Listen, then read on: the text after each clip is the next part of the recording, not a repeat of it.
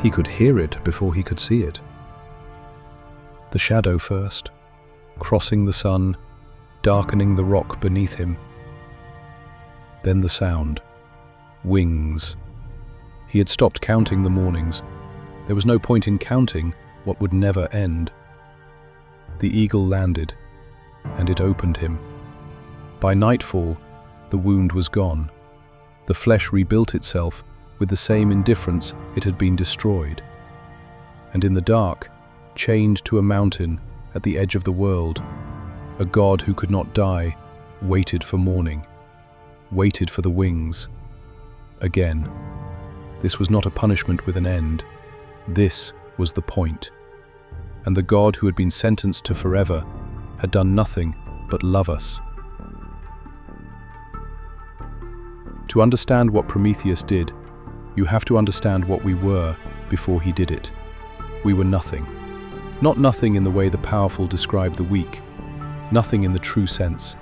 No fire, no metal, no walls. No way to see after dark. No way to survive winter except by pressing bodies together and hoping the cold decided to wait. The gods had built a complete world, every creature armed for survival. The wolf with its speed, the eagle with its sight, the bear with its mass. And then, us. Soft, slow, exposed. The only creature on earth that looked up at the sky instead of down at the ground, as if we were searching for something we had not been given yet. Above us, Olympus burned with light, the gods in their halls, indifferent the way only the powerful can be, not cruel, just elsewhere. And the humans below held their children in the dark and shivered and waited. Prometheus stood at the edge of the divine world and looked down at all of it. And he saw something no other god bothered to see. He saw us. He did not decide in anger. He did not decide in defiance. He decided the way you decide when something is simply wrong. He went alone, at night, to where the divine fire burned, the fire Zeus had kept for the gods alone. He carried a hollow reed, dry, common, unremarkable, the kind of object that belongs to the ordinary world, not the divine one. He pressed it into the source of all fire and sealed the flame inside. Then he walked back down. No announcement, no ceremony, just a god moving through the dark with something burning quietly in his hands. He pressed the reed into human hands, and fire entered the world. They gathered around it, reached toward it, looked at each other's faces in the light, and understood for the first time that they were not alone. In a single night, everything changed. Not the world, but what was possible in it. And above, Zeus saw the fires burning across a world that should have been dark. He did not speak. He did not need to. He simply decided. They came without warning, force, power, and Hephaestus, the god of the forge, who carried the chains and could not look at the god he was chaining. He said, "I do not want to do this." He said it quietly, to no one. Prometheus said nothing.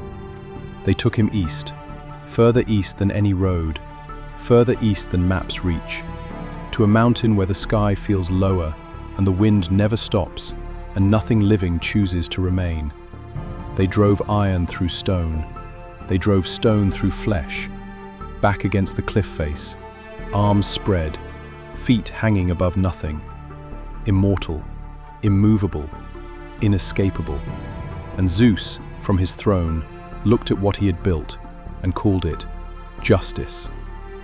Prometheus looked at the horizon, at the world below, and did not disagree. The eagle came with the first light, every morning, without exception, without hesitation. It was not cruel, it was not hungry.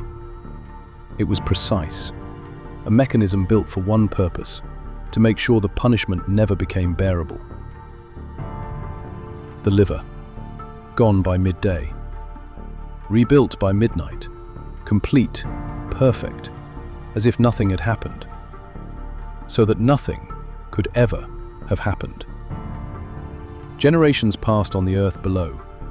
Cities rose, languages formed. Children were born who had never known a world without fire, who would never know what had been paid for them to have it. And still, every morning, the shadow crossed the sun. Prometheus did not scream. He had learned there was no point. He did not pray. He did not bargain. He endured, because endurance was the only thing left that was still his. Zeus sent his messenger to the rock. Hermes, quick and neutral, carrying an offer wrapped in the language of reason. Prometheus held a secret, a prophecy he had carried since before the war of the Titans. The name of the woman whose son would one day surpass his father, surpass Zeus himself. One name, that was all.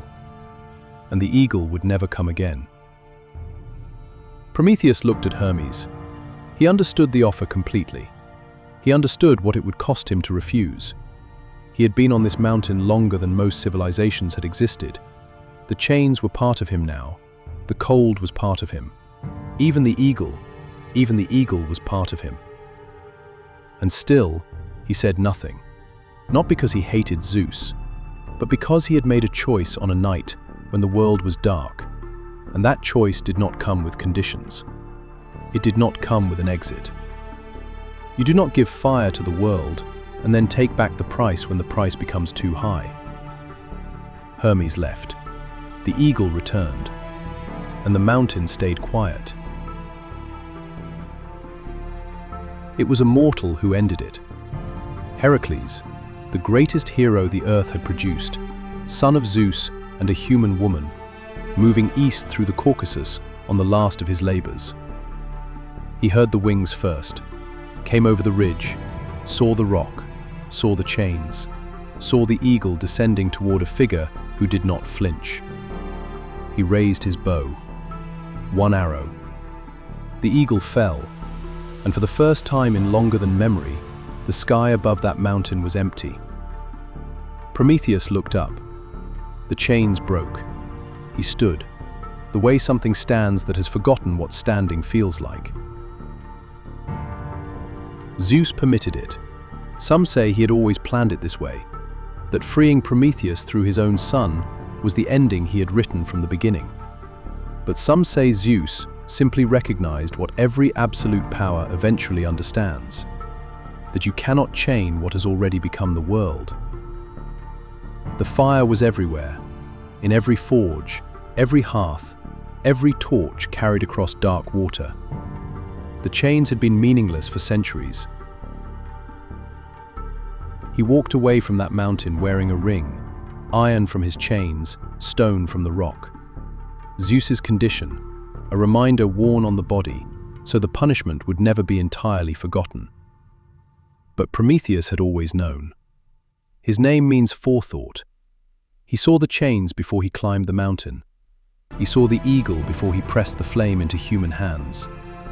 He chose it anyway. Every fire ever lit, every forge ever burned, every ship that found its way across water that had no end, every child that survived a winter its grandparents could not.